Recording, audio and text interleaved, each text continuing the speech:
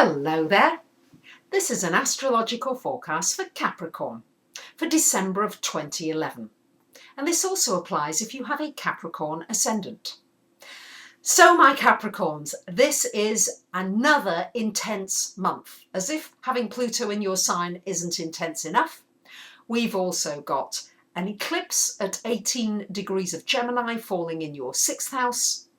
We've still got Mercury retrograde for the first 2 weeks of the month in your 12th house.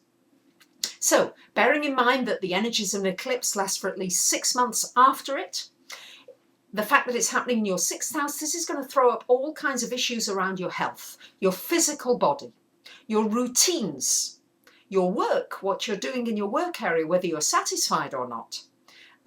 It's also going to look at your diet, possibly, your exercise regime, whether your routines are serving you, whether they maybe need to change. Also maybe looking at your service. Are you doing the work that feels as though it's useful, as though it's valuable? Because Capricorns, you do need to feel useful. You do need to feel as though you're fixing things, as though you're making something more efficient and being useful. That is very important to Capricorns. And with this eclipse, it's going to come into question. All these areas will come into question, particularly your physical health. And with that Mercury retrograde into your 12th house, the 12th house is also going to be strongly affected by the eclipse, because always the opposite pairs of houses are affected by an eclipse strongly. And for you, this is going to mean as well some important to meditate, to get some quiet time. You may be looking at the past a lot, trying to learn some lessons from the past. Also maybe dealing with some people from the past who may come in and may need dealing with. Or somebody may come back to you from the past that you really want to come back into your life. Dreams are going to have a greater significance for you during this time. So all these things, it's a lot. And of course, it's a lot happening with Pluto in your first as well. But Venus is in your first house for some of this month. So Capricorns as well. What I forgot to say, because this Mercury retrograde, drat it, does slow down the thinking purpose function.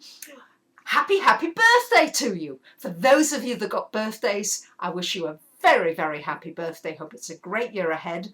And having the Sun and Venus in your first house for much of this month, lovely time for you. You're going to feel more charming. You're going to draw people to you.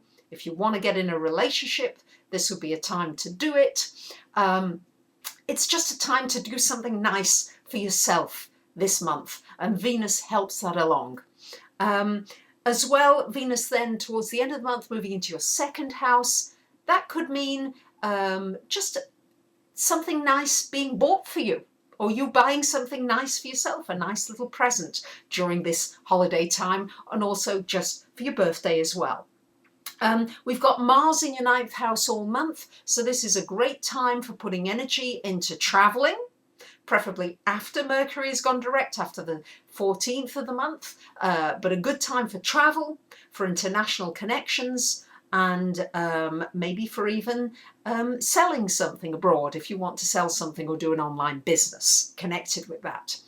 All month we've got Saturn trine to Neptune, from your 10th house to your 2nd house. So any dreams that you've had around your work area and finances could well become a reality, with Saturn making the dreams of Neptune a reality as well during this time from your 10th to 2nd houses. 3rd week of the month, we've got the Sun trine to Venus from your 12th to your 2nd house, the energies of that. Gosh, this Mercury retrograde, you'll have to forgive me. This is going to be a nice time as well for anything financial for you. Could be a little bit of extra, any kind of money matters, any kind of something that's been outstanding could well get resolved. And especially during a Mercury retrograde, things that have been outstanding can get resolved.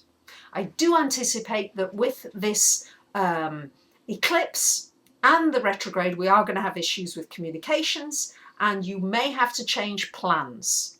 So I do anticipate that as a possibility. So again, try to be flexible and not too entrenched in having it be your way, because the other way might just be more fun anyway. So did I want to say anything else? Yes, the last week of the month, we've got Venus conjunct Neptune in your second house. That's the very last week of the month. Probably not the best time for making good money decisions during that time. Good time for creative ideas about how to make money, but not really for putting them into action during that time. But also a very nice time for selflessly buying presents for somebody else. That would work very well at that time. So I wish you a very happy birthday and a very happy month. And for those of you that like to have a reading done about what this year holds in store for you, or maybe ask a question about it for $25, or maybe treat somebody else to a reading, or maybe buy a book or an audio, I'd be delighted to hear from you. Thank you very much for listening. Bye for now.